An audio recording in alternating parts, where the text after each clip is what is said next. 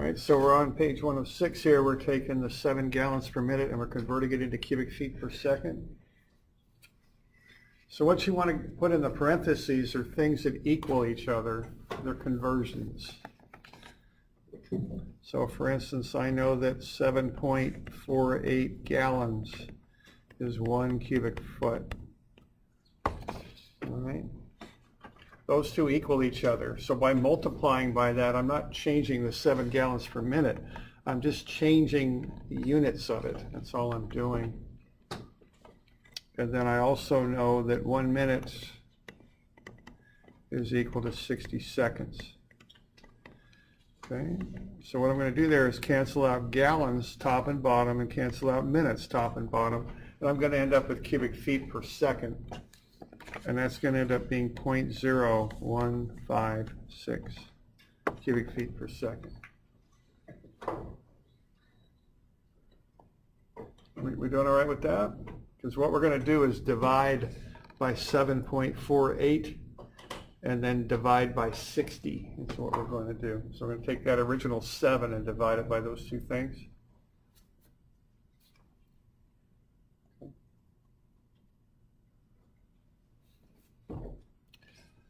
All right, now the next thing to do is to get the radius of A in feet. So get the radius first in inches at A. So if the diameter is 1 inch, the radius is 0.5 inches.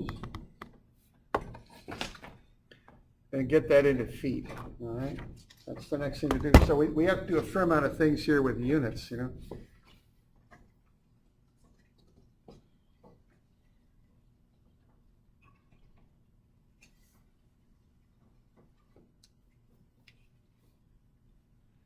So why don't we get both the area of A and B in square feet? Okay.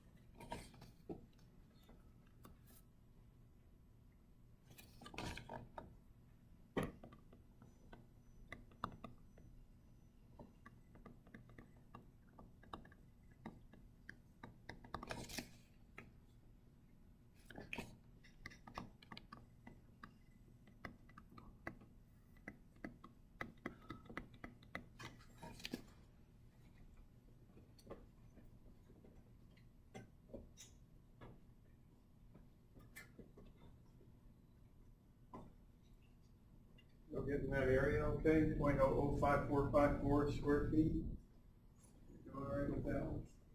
500 square feet.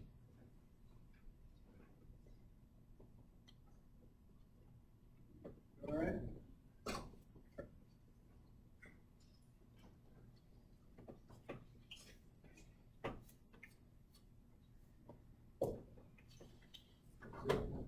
So 1/2 inch divided by 12 is 0.7. Right.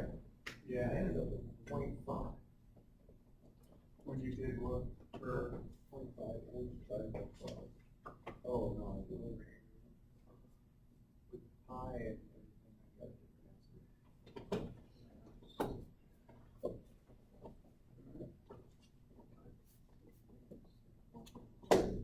yeah, 0.5 divided by 12? 12, yeah.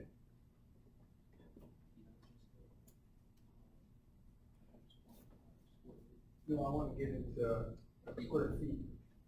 That's not divided by 12. I want that area in square feet. So that's my intent here. The reason is I'm going to get velocity in feet per second. Okay. All right, with that.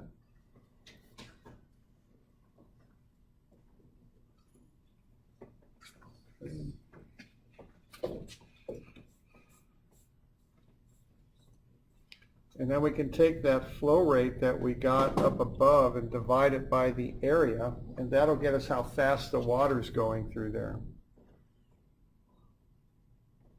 So flow rate over area gets you the velocity.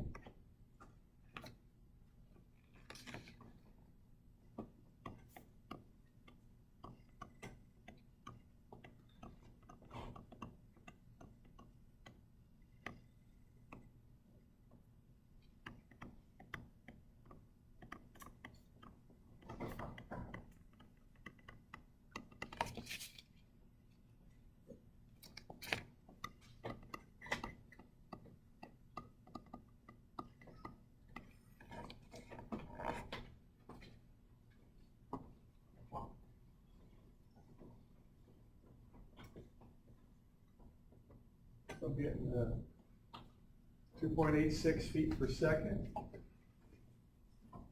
Are you okay with that? 2.86.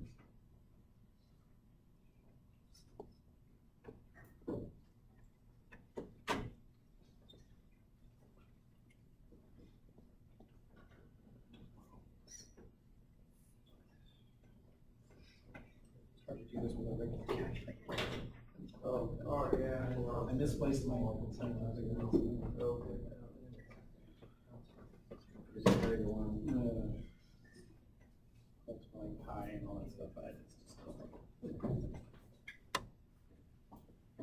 Okay. We're good?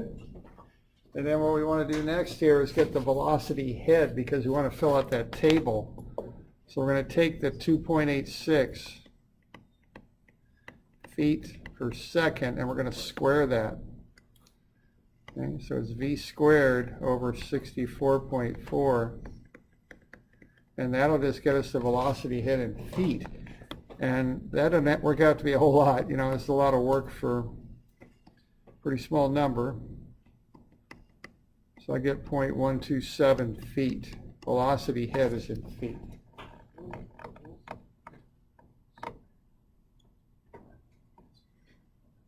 Okay.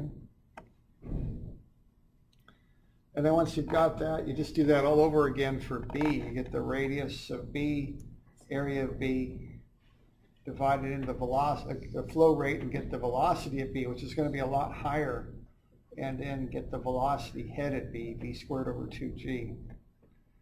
And that's what's happening here, is you're forcing that water through such a small opening, it really has to speed up. And what that does is it picks the velocity head way, way up, is what that does.